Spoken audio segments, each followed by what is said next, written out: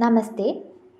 എം.ടി. വാസുദേവൻ നായരുടെ ഭീമ ലോൺ വാരിയർ എന്ന ഈ പുസ്തകം കുട്ടികൾക്കും മുതിർന്നവർക്കും ഒരേപോലെ നല്ല വായനാനുഭവം തരുന്ന ഒരു പുസ്തകമാണ്. മഹാഭാരത കഥ അറിയുന്നവർക്കും അറിയാത്തവർക്കും ഇത് ഒരേപോലെ വായിച്ചു പോകാൻ സാധിക്കും.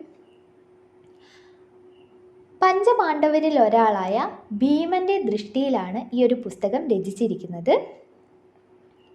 പാണ്ഡവരായിട്ടുള്ള യുധിഷ്ഠിരൻ, അർജുനൻ, നകുലൻ, സഹദേവൻ, ഭീമൻ എന്നിവരുടെ ചെറുപ്പം മുതൽ ഉള്ള കാര്യങ്ങൾ ഈ ഒരു പുസ്തകത്തിൽ പറയുന്നു.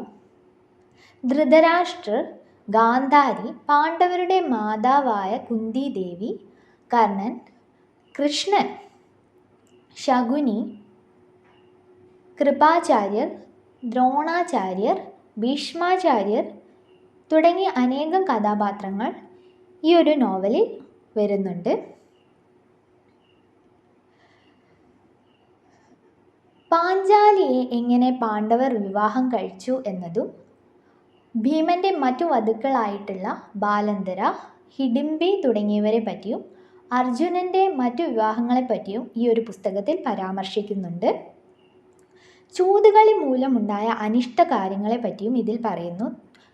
തുടർമൂലം വനവാസം ചെയ്യേണ്ടി വന്നത്, പാണ്ഡവർക്ക് വനവാസം ചെയ്യേണ്ടി വന്നതും വേഷം മാറി ജീവിക്കേണ്ടി വന്നതും ഇതിൽ പറയുന്നുണ്ട്. തുടർന്നുണ്ടായ യുദ്ധത്തിനെ പറ്റിയും വിശദമായി ഇതിൽ വിവരിക്കുന്നു. യുദ്ധം മൂലമുണ്ടായ ക്ലേശകരമായ അനുഭവങ്ങളെ എം.ടി. സാർ വളരെ നല്ല രീതിയിൽ തന്നെ എല്ലാവർക്കും ബോധിക്കുന്ന രീതിയിൽ വിവരിക്കുന്നുണ്ട്. തുടർന്ന് കഥ പര്യവസാനിച്ച ശേഷം എം.ടി. സാറിൻ്റെ ഒരു കുറിപ്പിൽ അദ്ദേഹം ഈ ഒരു കഥ രചിക്കുന്നതിന് മുന്നേ, ഈ ഒരു നോവൽ രചിക്കുന്നതിന് മുന്നേ വായിച്ചിട്ടുണ്ടായിട്ടുള്ള കൃതികളെ പറ്റി വിവരിക്കുന്നുണ്ട്.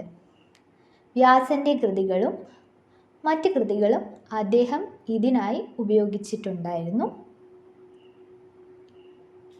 ഈ ഒരു പുസ്തകം എല്ലാവർക്കും നല്ലൊരു വായനാനുഭവം ഉണ്ടാക്കട്ടെ എന്ന് ആശംസിച്ചുകൊണ്ട് ഈ ഒരു പുസ്തകം എല്ലാവർക്കും നിർദ്ദേശിച്ചുകൊണ്ട് നിർത്തുന്നു. നന്ദി.